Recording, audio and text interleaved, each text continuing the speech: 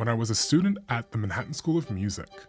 One of my side hustles was writing scholarship appeal letters for international students. I also worked as an intern at the financial aid office, which meant I got to witness a little bit of the internal decision-making process behind scholarship distribution. I learned what actually influences your offer, what never matters, and how schools justify spending tens of thousands of dollars on one student over another. Everything in this module is built directly from that experience. Real institutional behavior. Not theory, and definitely not guesswork. My name is Daniel Hamango, and I have auditioned for more than 20 elite conservatories, attended 7 different institutions across 5 countries, and have collected 5 degrees over 11 years of post-secondary education. Before we talk about scoring systems or leverage, you need to understand one thing very clearly. An institution is first and foremost a business. And when you ask a business for more money, you are not asking for charity. You are asking for an investment. And if you know anything about money or business, they invest when they believe the return is worth it.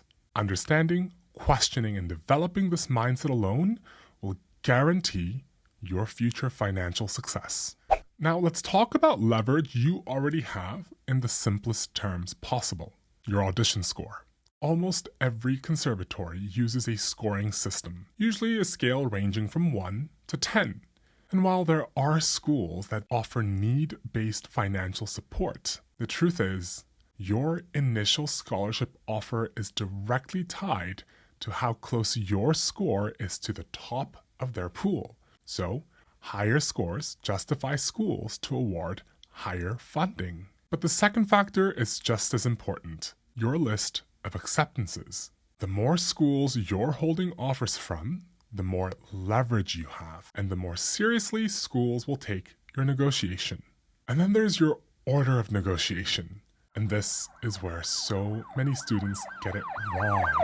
You never, ever start with the school you love the most. You always negotiate with your lower ranked schools first. If you get into Juilliard with 0 scholarship, but a lower ranked school offers you $20,000, guess what? You use Juilliard to raise your $20,000 offer.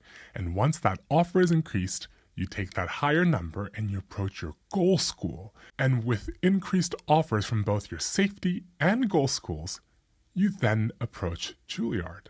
Negotiation is a sequence, so order matters.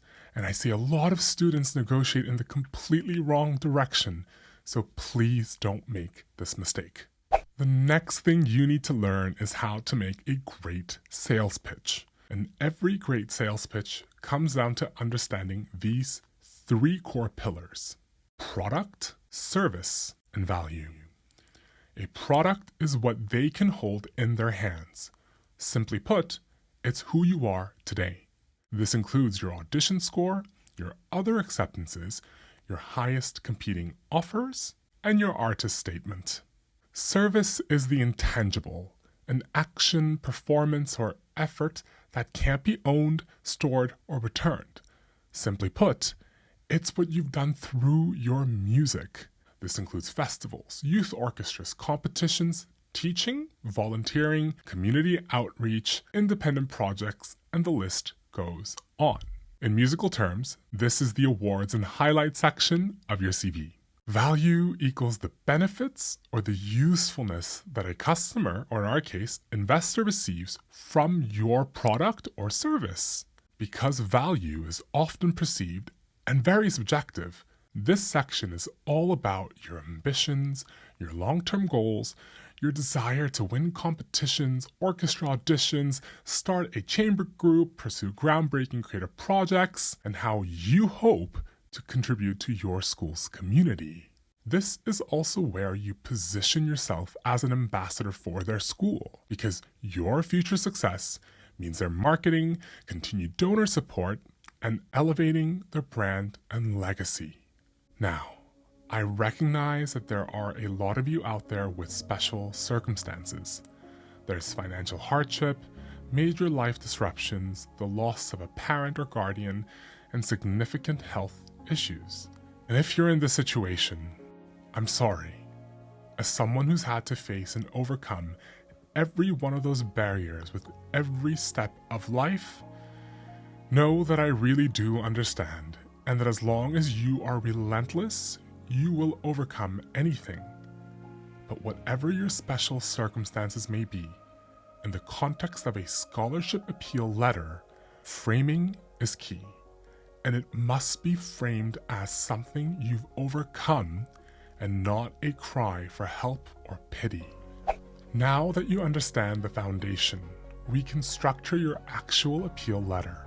We always open with product because it communicates what the school is getting today, and it establishes your hierarchy in the broader pool of admissions. If you are going to include other offers, always include official letters of scholarship.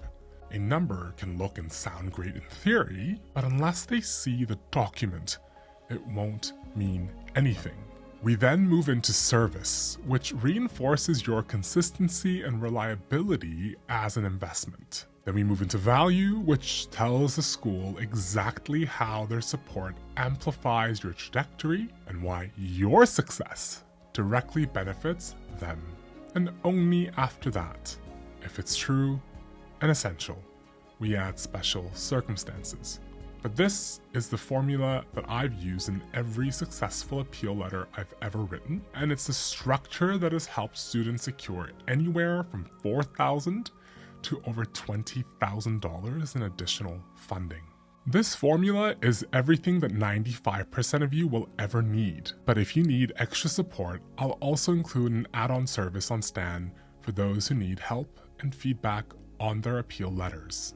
I'm genuinely rooting for you every step of the way. Thank you, and until next time, take care.